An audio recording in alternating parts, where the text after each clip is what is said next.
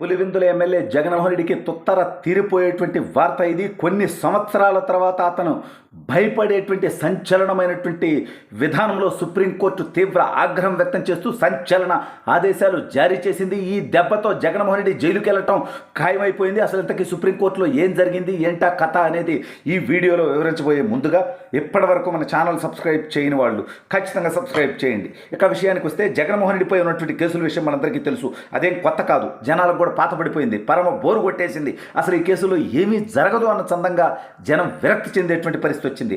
అయితే ఇప్పుడు ఊహించినటువంటి విధంగా, ఈరోజు ఎవరు ఊహించినటువంటి విధంగా, జగన్మోహన్ రెడ్డి షాక్ అయ్యే విధంగా సుప్రీంకోర్టు సంచలనమైనటువంటి ఆదేశాలు జారీ చేసింది.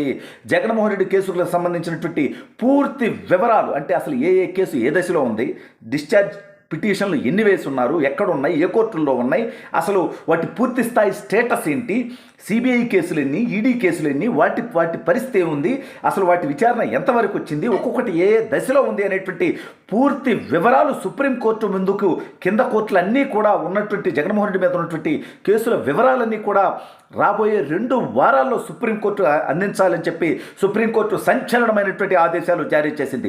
ఈ దెబ్బతో జగన్మోహన్ రెడ్డి అరెస్టు ఖాయమని అర్థమైపోయే పరిస్థితి వచ్చింది. జగన్మోహన్ రెడ్డి బెయిల్ కూడా రద్దవుతుందనేటువంటిది క్లారిటీ వచ్చేసింది. ఎందుకంటే జగన్మోహన్ రెడ్డి దాదాపు 10 సంవత్సరాలకు పైగా బెయిల్ మీద బయట తిరుగుతూ ఉన్నాడు.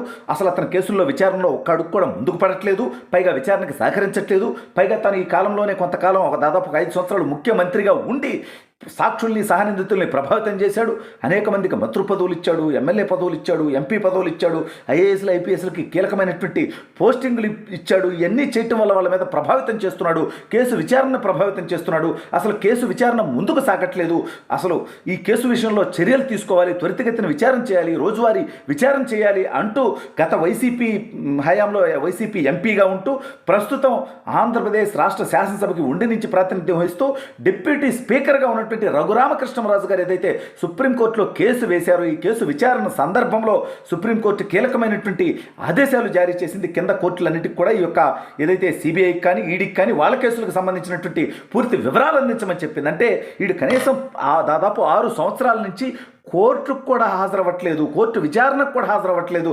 అదేమంటే నేను బటన్ నొక్కాలి, ముఖ్యమంత్రిని బిజీగా ఉన్నా అన్నాడు. ఇప్పుడు ప్రతిపక్ష నేత కూడా కాదు, ఇప్పుడు కేవలం పులివెందుల ఎమ్మెల్యే. పులివెందుల కన్నా పోతున్నావా అదిలే, శాసనసభ కన్నా వస్తున్నావా అదిలే, సెక్రటేరియట్కి వెళ్ళి పులివెందులు ప్రజలకు ఏమైనా పని చేస్తున్నావా అంటే అదిలే, ఏం చేస్తున్నావా అంటే బెంగళూరులో ఫామ్ హౌస్లో ఏం చేస్తాడో ఇవిడికి తెలియదు. తాడేపల్లికి అప్పుడప్పుడు వస్తానో, లేకపోతే ఆంధ్రప్రదేశ్లో ఏదైనా శవం లేచే శవయాత్రల కోసం, లేకపోతే శవాల పరామర్శ కోసం బయలుదేరేటువంటి దౌర్భాగ్యుడివి. ఖాళీగా బేవరసగా ఉన్నావు కాబట్టి ఈ 6 నెలల నుంచి అన్న కోర్టు విచారణకు హాజరయ్యావా అది లే.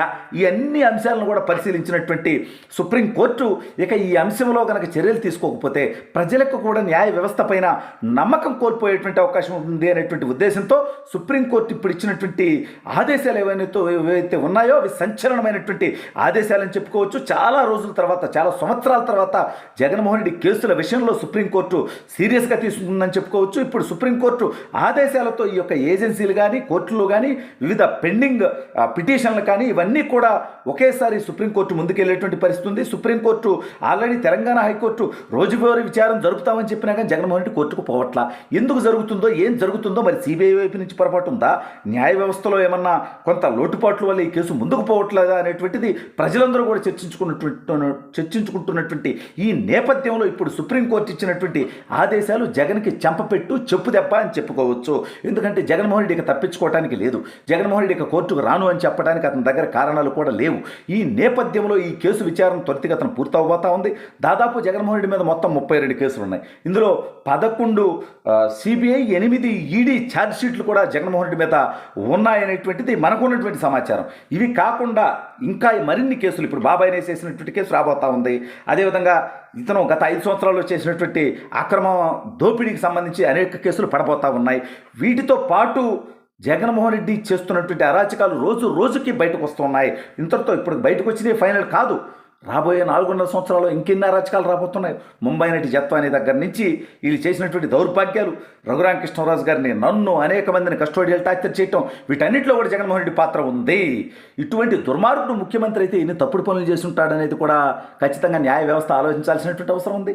గత 5 సంవత్సరాలు ప్రతిరోజు జగన్మోహన్ రెడ్డి అడ్డుకొచ్చేసినటువంటి అంశాల మీద పూర్తి స్థాయి మరొక నివేదిక కూడా సుప్రీంకోర్టు తీసుకోవాల్సినటువంటి అవసరం ఉంది.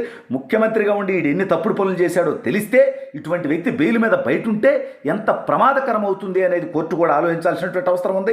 ఇమ్మీడియట్గా ఇవాళ కూడా వాడు ఎమ్మెల్యే అయినప్పటికీ వాడు ఒక ఫ్యాక్షనిస్ట్ బ్యాక్గ్రౌండ్ ఉన్నటువంటి వ్యక్తి, ఒక దుర్మార్గపు బ్యాక్గ్రౌండ్ ఉన్నటువంటి వ్యక్తి. ఇవాళ అక్కడెక్కడ తెలంగాణ వాళ్ళై కార్లు తెచ్చుకొని 6 నెలలుగా అతనికి 4 సంవత్సరాలుగా అతనికి ఇవ్వకపోవటం, 6 కార్లు వీళ్ళ దగ్గర దాచిపెట్టుకోవటం, అతను అడిగితే అతని మీద కేసులు పెట్టడం, అతన్ని కొట్టడం, ఈ నీచత్వాలు ఒక్కొక్కటికి ఇలా అరాచకాలు బయటకు వస్తూ ఉన్నాయి. ఈ నేపథ్యంలో సుప్రీంకోర్టు జగన్మోహన్ రెడ్డి మీద ఉన్నటువంటి కేసుల్ని మరింత సీరియస్గా తీసుకోవాలి.